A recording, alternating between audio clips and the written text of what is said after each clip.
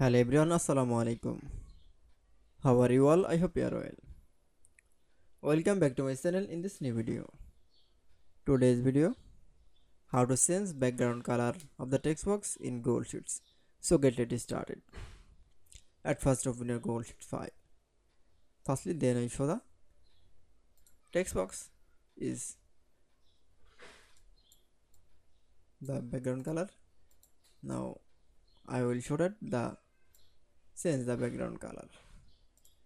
Now text box background color is from the now click for the text box is double click, then going to the fill color option, then NSS color, that's it. Then click for the save and close option,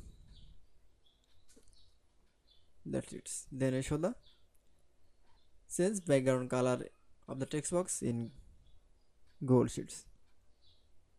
I hope to enjoy the video. Please like, comment, share and subscribe my channel. Thanks for watching my